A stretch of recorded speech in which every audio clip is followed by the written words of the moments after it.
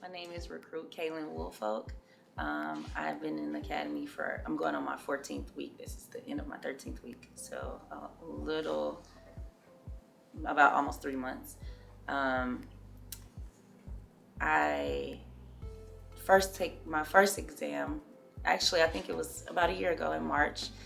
And every month after that, it was like a step further, a step further. It was like a power test, and then it was something else, and it was something else until December 9th, which is when I started. So I've been going through this process for about a year up until my start date of December 9th.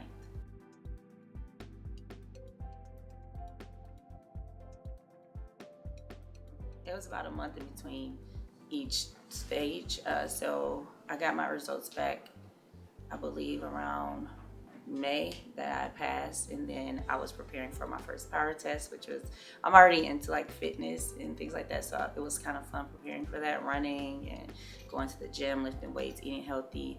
And after that stage was over, it was like the background check, and that took the longest.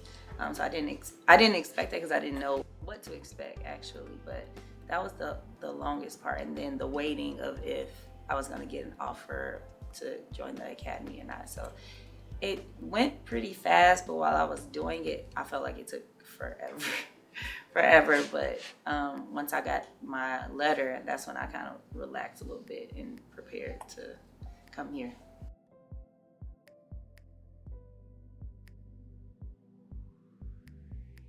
Honestly, learning about all the different units and learning about all the opportunities that we will have.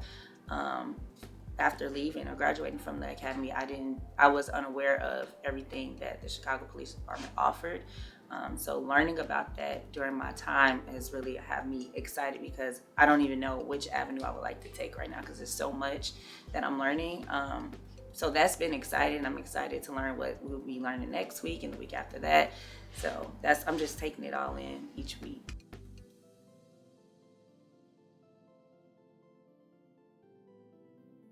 I have like a secret dream of becoming a police officer. I have family members that are officers, but prior to this, I was in education, and I enjoyed it. But I know that wasn't my purpose. I didn't feel fulfilled doing that. I enjoyed it, but I just didn't feel like I was fulfilling a purpose going to work every day. It was kind of hard doing that.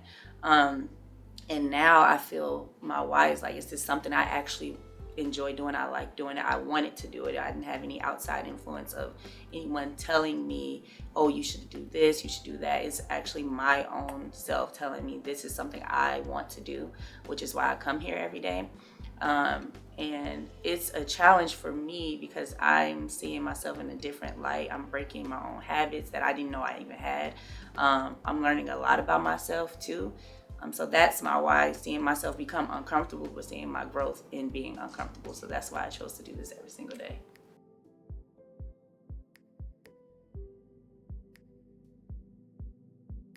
Like seeing myself change throughout this process. Like I came in one person and I'm seeing myself evolve to a whole different person. Even though I've only been here 13 or going on 14 weeks, I see myself evolving and going through that adversity and knowing how to beat any challenges that I'm faced with. So that is what's keeping me going. Even though I do love what I'm learning every single day, it's things I never thought I would even learn. Because again, I have an educational background, not criminal justice, not law, or anything like that. I've only watched like shows, so I know that's not real life. But now I'm learning like why there's a reason behind everything within this department. So that my purpose is basically like that challenge of myself, learning like who I am and how I will be when I'm out on the street, the officer I will become. Like that's just my purpose is my future self, like seeing who I will become. That's why I'm doing this.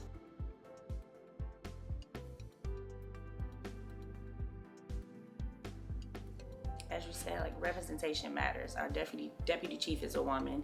My instructor, my main homeroom instructor, is a woman. Most of my instructors have been women. Um, I'm obviously a woman. Like it's just having my recruiter is also a woman. So having all of that in front of me, seeing what I could become, it's like I'm sitting in a recruit chair now, but who knows what I could become later. So that right there, just having that representation of the recruitment team, of the deputy chief, my HRI, like knowing that they're all women and how they carry themselves and the respect that they have is something that like is important to me, and what they represent is the reason why I'm here. So just keeping that representation of women in leadership, I think it would be no issue for women like me to choose this career path.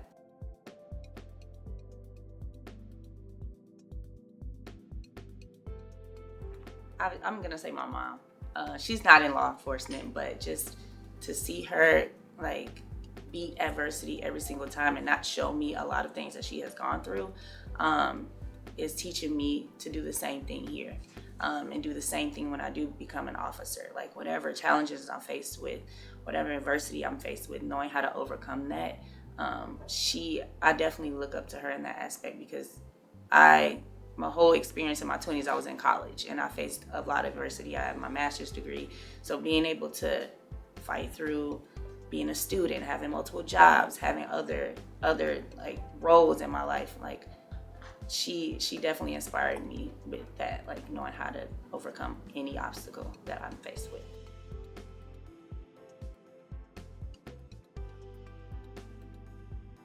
I would say solely outside opinions.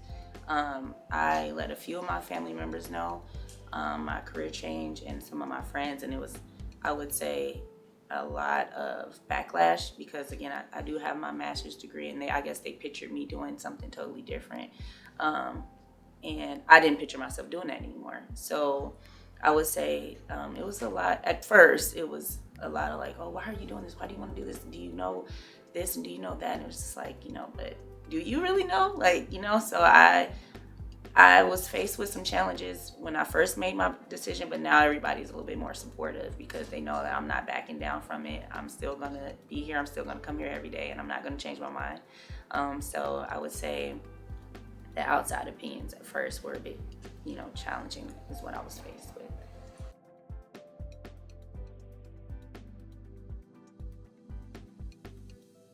My safety.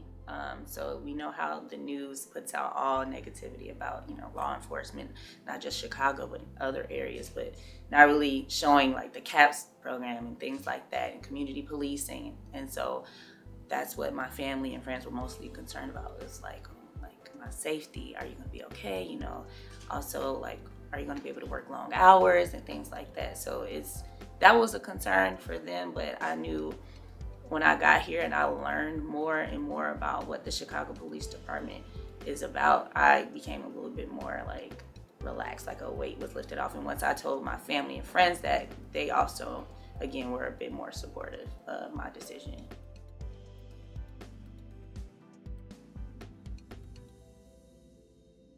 I have, it took a while because I haven't been in school since 2019. So I was like, wait a minute. Okay, let me revert back to the student version of me. So it took a couple of weeks, but now I'm like, okay, it feels, I'm going back to my 20s and how I was in school, and like my study habits and things like that. It was an adjustment, but I think I'm grasping it more. But it's very similar to being in school.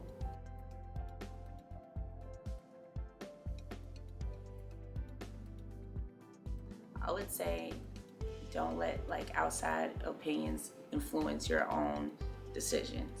Um, I would say go with your gut. If it's something you really want to do, just do it and stick with it. Don't quit, no matter what obstacles you may face, what you may be faced with, or any adversity. I'm a woman. I'm also a minority too, so we're always faced with challenges, right? But learning how to beat those challenges and overcome those is mostly important to me. So I would just say that, like, just overcome those obstacles, stick with your decision, and go for it.